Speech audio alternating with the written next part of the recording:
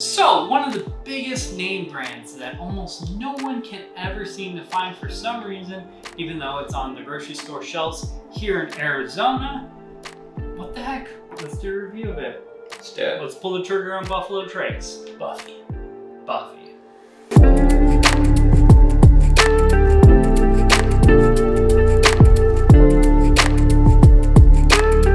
Welcome back to Tipsy Whiskey Shenanigans. I'm Steven. I'm Alec. And today we review the golden child of this era, the Buffalo Trace. This bottle is 45% alcohol by volume.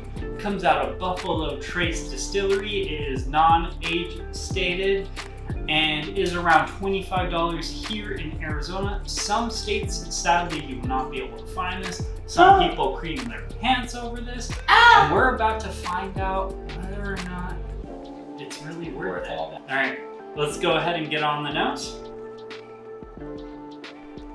Red apples and vanilla. What caramel?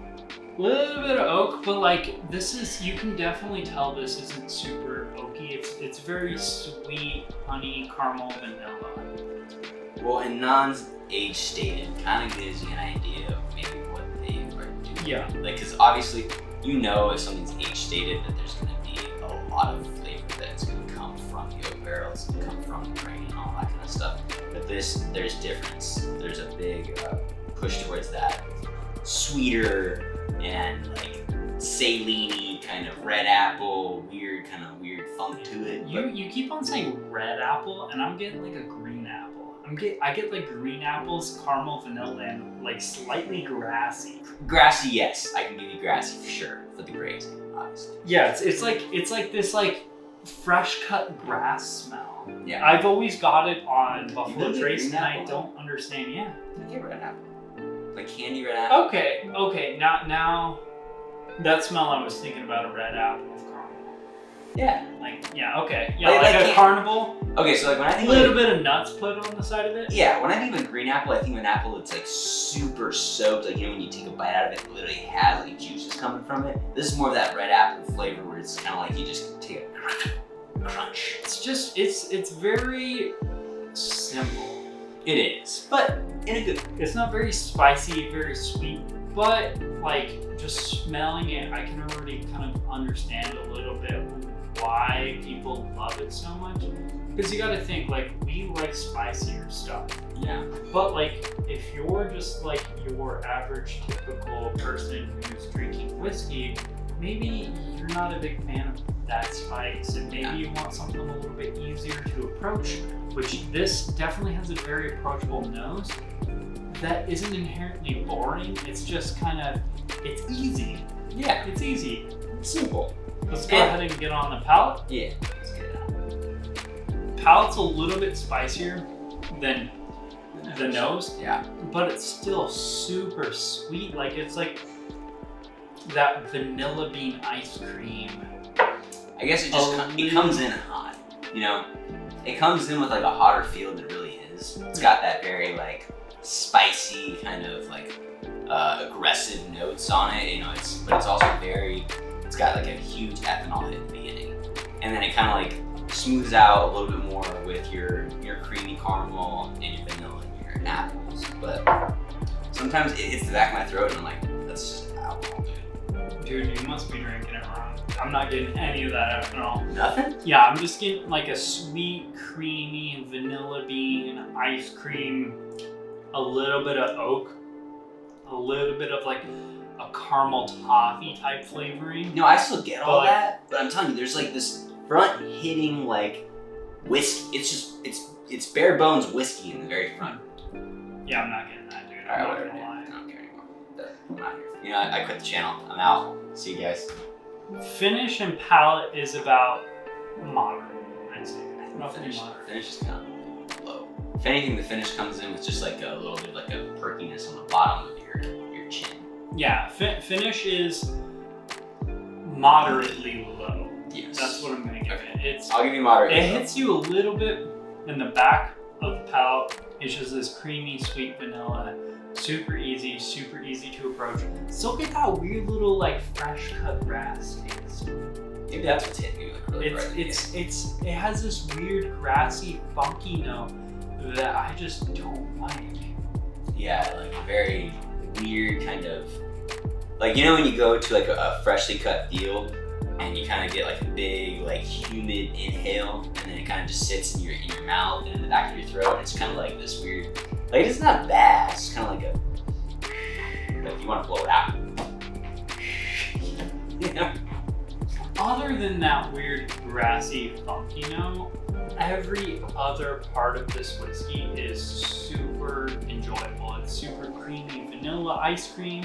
It's like that French vanilla bean like type flavoring. It's super creamy, sweet, easy, caramels and vanillas. Like there's not really a lot of oak, there's no nutty characteristic going on. Maybe a small amount of like the smallest hint of like a peanut note on there. Tiny nut. But like tiny nut. Yeah, it's very simple, sweet caramel vanillas. I don't want to say disappointing finish, but like the finish is moderately low. But we're also dealing with an entry level bourbon. So that being said, super sweet, creamy, easy, accessible flavor profile coming out of this sucker. Yeah. What do you give it? $25. Not a lot of money, very entry level type whiskey, but it's also bringing an entry level flavor profile. That's true. What do you give it? I'm going to attribute some of what I said earlier about that like weird front-facing wall of just ethanol to the fact that the bottle is kind of going down lower. It's an older bottle, and I think it's got some stuff in there that's, you know, kind of giving off a weird flavor. Because I've had a bottle that was like, you know, at the beginning, and it did have a really good flavor profile to it. So $25, red apples, caramely vanilla, and honestly, not a bad entry level. I'll give it a B. That's the exact same grade I'm giving it to. Boom. I like this whiskey. This isn't a daily drinker for me. It's a little bit boring for a daily drinker, but it does have its time and its place. Like, it's sweet, easy, approachable. This is like a out in the world kind of whiskey for me. Like, this is something I can drink in the middle of the summer and still actually have a good time. Because like something like Wild Turkey 101, it's too freaking hot for the summer. Oh no. Whereas this just vibes with being outside, chilling. Tipsy Whiskey Shenanigans as a whole gives Buffalo Trace a B. It's an entry-level price. It's an entry-level sweet bourbon. Not really much more to say about it. It's short, it's simple, it's sweet, it's easy to be around. No complaints here. If I was trying to get someone into whiskey, this is definitely going to be one of the few that I pull out to introduce them, just because it's so easy for people to like approach these kinds of flavors. Oh yeah. But for us seasoned drinkers, it's a little bit disappointing. Yeah, I think that overall, like I said, it's not a bad bourbon by any means possible. But it also doesn't need to be on someone's shelf who's got, you know, 10 plus bottles already there. Let's just put it like that. Yeah. So that's a wrap for this video. Please do us a favor, like, comment, subscribe. Let us know what you think about this bottle. Let us know if you thought our grade was poor. I think it's super sweet and simple. I don't think people should be hunting it. Also check out the Instagram and the Facebook. We're gonna keep bringing you bottles. We're gonna keep bringing you blend offs. We're gonna keep bringing you lists. And until the day is done, Steve loves whiskey. I love wheat whiskey. That's a wrap, people. Cheers, y'all. We'll see you later. Yeah.